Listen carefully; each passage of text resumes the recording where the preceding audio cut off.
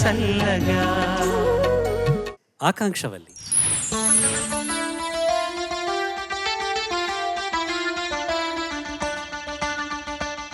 సాని సరి సాని సాని సమగా మరి పద సాని సరి సాని సాని సమగా మరి పద సని రి రి స గ గ గ రి మ మ మ గ ప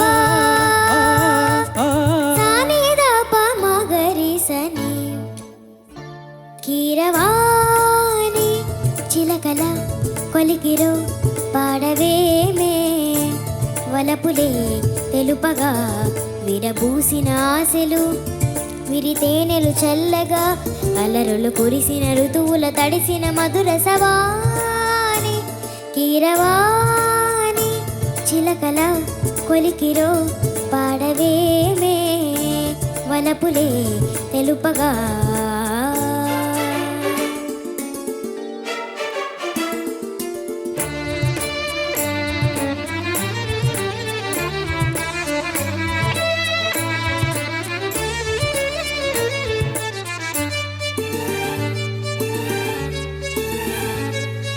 గరి సప మగ పాని సరి గరి గ స నీ పాయి పూలలో అందమై ఈ గాలిలో గంధమై నా తోటలో చైత్రమై ఈ బాటనే నడచిరా నీ గగనాలలో నీ చిరుతారనై నీ ఎధరాలలో నే చిరునవ్వునై స్వరమే లయగా ముగిసే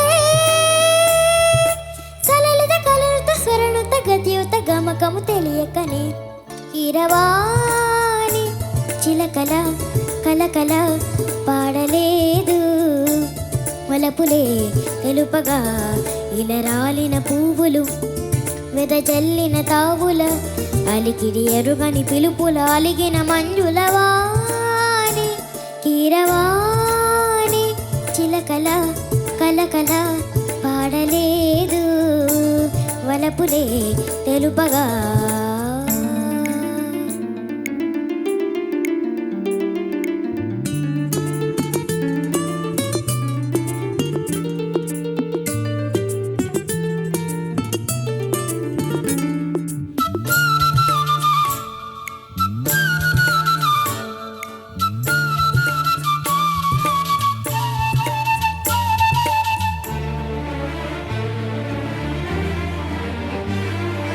నీ కన్నులా నీలమై నీ నవ్వులా వెన్నెలై సంపెంగలా గాలినై తారాడనా నీడనై నీ కవనాలలో నీ తొలి ప్రాసనై నీ జవనాలలో జాజుల వాసనై ఎదలో ఎదలే కదిలే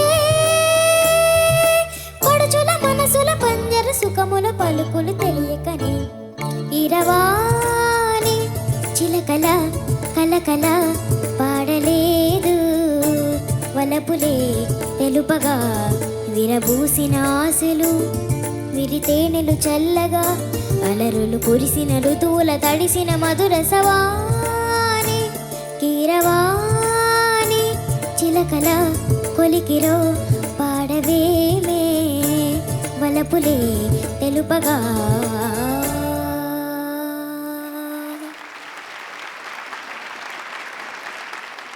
ఆకాంక్షవల్లి. నమస్తే సార్. నమస్తే అమ్మా, చాలా బాగా పాడావు నాన్న. Thank you so much Pallavi sir. 2 చరణాలు అత్యద్భుతంగా పాడావు. ముఖ్యంగా నాకు బాగా నచ్చిన చోటు ఏంటంటే కీరవాణి మధురసవాణి మంజులవాణి. ఆ వాకు నీకు మధ్యలో ఉన్న స్వల్ప వ్యవధిలో స్వర్గ సంచారం చేయించావు మా చేత. అంత అద్భుతంగా పాడు. Thank you so much sir. వా, ఎంత బాగా పాడావమ్మా. Thank you so much ma'am. కొంచెం కూడా కష్టం అనిపించలేదు? అంటే నేర్చుకున్నప్పుడు కష్టం అనిపిస్తుంది కానీ మ్యామ్ అంటే నేర్చుకున్న తర్వాత ఈజీగా అనిపిస్తుంది మ్యామ్. ఇదేదో ఒకసారి డీకోడ్ చేయాలి నేను కూడా.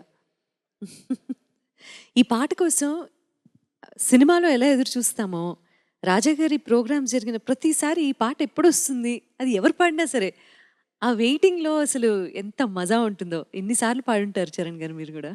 నేను శరత్. సో, అద్భుతమైన పాట పాడావు. Thank you so much. Thank you so much ma'am. Akankshavalli నమస్తే సార్. చంద్రబోస్ గారికి ఓ లక్షణం ఉంది. ఏంటంటే ఒక హంస పాలని నీళ్ళని వేరు చేసి దేనికి అదే విడదీసే లక్షణం హంసకు ఉందంటారు. నేను కంటితో చూడలేదు. అయితే రామదాస్ అనే సినిమాలో పలుకే బంగారమాయన అనే పాటని నేను రికార్డ్ చేసి దాన్ని రిలీజ్ చేసినప్పుడు ఆయన నాకు ఫోన్ చేశారు. సార్ పాట అంతా పక్కన పెడితే ఒక ఎత్తు అయితే పాట అయిపోతుందనగా చిట్ట చివర గోటు వాద్యంతో దాని గోటు అని వాద్యం అని తెలీదు, అదేదో ఒక ఇన్స్ట్రుమెంట్తో మీరు వేణలాంటి ఇన్స్ట్రుమెంట్తో ఒక బిట్ ఇచ్చారండి. Day day day day day అని వస్తుంది. అందులో ఆ బిట్ పరమాద్భుతంగా ఉంది. అది మాత్రం అని ఆయన అన్నారు. అప్పుడు నేను కనిపెట్టాను ఆయనలో ఆ లక్షణం. ఎందుకంటే నాది కూడా అదే అభిప్రాయం కాబట్టి. అది నేను ఎవరితోనూ చెప్పలేదు. నేను చెప్పకుండానే నాకు కూడా ఆ బిట్ అంటే చాలా ప్రత్యేకంగా ఇష్టం. మొత్తం పాటలో ఆ బిట్ ఒకటి చాలా ఎలివేటెడ్గా నాకు ఇష్టం. అది ఆయన గుర్తించారు కాబట్టి నేను ఎక్కడన్నా ఇంటర్వ్యూలో అది చెప్పుంటే ఆయన నాకు ఫోన్ చేయడం కాదు, నేను ఎవరికీ చెప్పలేదు. స్టిల్ ఆయన నాకు ఫోన్ చేసి చెప్పారు.